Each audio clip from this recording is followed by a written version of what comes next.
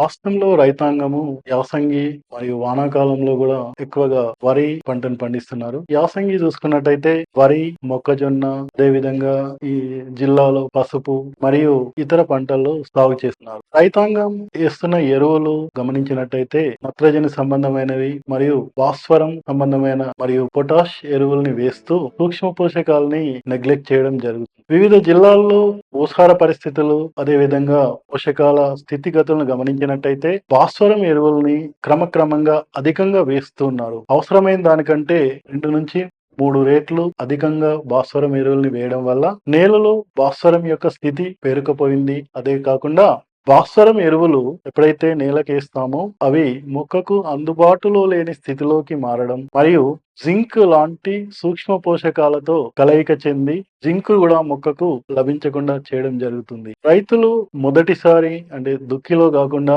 పలు దఫాలుగా పైపాటుగా కూడా ఈ యొక్క కాంప్లెక్స్ ని వేయడం వల్ల ఖర్చు పెరగడంతో పాటు నీళ్లలో పోషకాల సమతుల్యత దెబ్బతినడం వల్ల వివిధ పోషకాలు అందుబాటులో ఉండకుండా పోతున్నాయి. కాబట్టి రైతులు గమనించాల్సిన విషయం ఏంటంటే భూసార పరీక్షల ఆధారంగా ఎరువుల్ని వేసుకోవడం లేదా భాస్వరం ఎరువుల్ని పైపాటుగా వేయకుండా దుక్కిలోనే వేసుకున్నట్టయితే మంచి ఫలితాలని పొందవచ్చు. ముఖ్యంగా యాసంగిలో చూసుకున్నట్టయితే వరి, మొక్కజొన్న మరియు ఇతర పంటల్లో కూడా సూక్ష్మ పోషక లోపాలని గమనించడం జరుగుతుంది. వరిలో ముఖ్యంగా యాసంగిలో చలి వాతావరణం వల్ల జింక్ మరియు ఇనుము లాంటి పోషక లోపాలని గమనించడం జరిగింది. జింక్ లోపం చూసుకున్నట్టయితే వరి నాటిన 2 నుంచి 3 వారాల లోపట, ముఖ్యంగా నెల రోజుల లోపట ఈ యొక్క లోపం అనేది గుర్తించడం జరుగుతుంది. మొదటగా ఆకుల అంచుల దగ్గర చిన్న చిన్న త్రుపు వర్ణపు మచ్చలు ఏర్పడి ఆకంతా కూడా వ్యాపించి ఎరుపు రంగు లేదా ఇటుక రంగులోకి మారును. దీనిని ప్రాంతీయంగా జాజు రోగం అని, ఇటుక రోగం అని, ఎర్రవారడం అని అంటారు. ఈ యొక్క జింక్ లోపించినప్పుడు మొక్క నత్రజని మరియు ఇతర పోషకాలని తీసుకోలేక గిడసబారిపోవడం అంటే ఎదుగుదల లోపించడం జరుగుతుంది. ఎప్పుడైతే జింక్ లోపం ఉన్న మొక్కను చూసినట్టయితే దాని గనుక విరిచినప్పుడు తప్మని విరిగిపోవడం జరుగుతుంది. అనగా పెలుసుబారిపోతుంది. ఎదుగుదల లోపించడం, పిలకల సంఖ్య తగ్గిపోవడం, అదే విధంగా మొక్క ఎదగకపోవడం వల్ల దిగుబడిలో కూడా చాలా తేడాలు. అదే విధంగా మొక్కజొన్నలో చూసుకున్నట్టయితే ఎప్పుడైనా ఈ జింక్ లోప లక్షణాలని గమనించాలంటే మొదటగా జర్మినేషన్ అయిన తర్వాత నుండి చూసుకున్నట్టయితే ఆకులు, లేతాకులు, అదే విధంగా మిగతా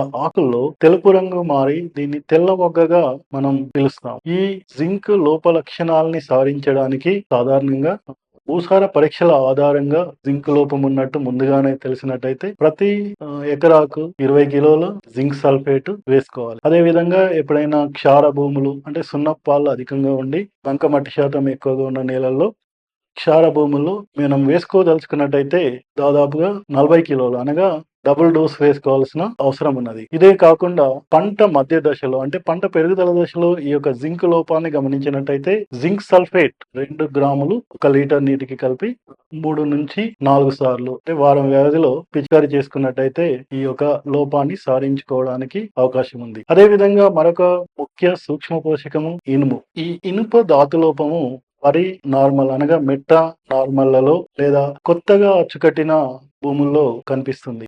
జింక్ లాగే ఇది కూడా సూక్ష్మ పోషకము. ఈ సూక్ష్మ పోషకం లోపించినప్పుడు పత్రహరితం తగ్గి ఆకులు తెల్లబడిపోవడము, అదే విధంగా ఇతర జీవక్రియలు దెబ్బతినడం జరుగుతుంది. కావున జింక్ లోపాన్ని సాధించడానికి అన్నవేది 1 లీటర్ నీటికి 5 గ్రాములు 1 గ్రాము నిమ్మ ఉప్పుతో కలిపి మనం పిచికారీ చేసుకున్నట్టయితే జింక్ లోపాన్ని సవరించుకోవచ్చు. అదే విధంగా మరొక ముఖ్య సూక్ష్మ పోషకమైనటువంటి బోరాన్ రాష్ట్రంలోనే అలా నేలల్లో లోపం ఉన్నట్టుగా తెలుసుకోవడం జరిగింది. ఈ బోరాన్ ఎందుకంటే పూత పిందె నిలవడానికి, అదే విధంగా ఫలదీకరణకు చాలా అవసరం. కాబట్టి బోరాన్ సాధారణంగా నీళ్ళల్లో లోపించినట్టయితే వాటిలో పూత, పిందె నిలవడం కష్టమవుతుంది. అదే విధంగా కొన్ని తీగజాతి కూరగాయలలో గాని లేకపోతే పండ్లలో గాని పగుళ్లు ఏర్పడే అవకాశం ఉంటుంది. కావున ఈ బోరాన్ లోప నివారణకి బొరాక్స్ అనే మందును 1 నుంచి 1.5 గ్రాము లీటర్ నీటికి కలిపి పిచికారీ చేసుకున్నట్టయితే మనకి ఈ లోపాన్ని సవరించుకోవచ్చు. ఇంకా ఏవైనా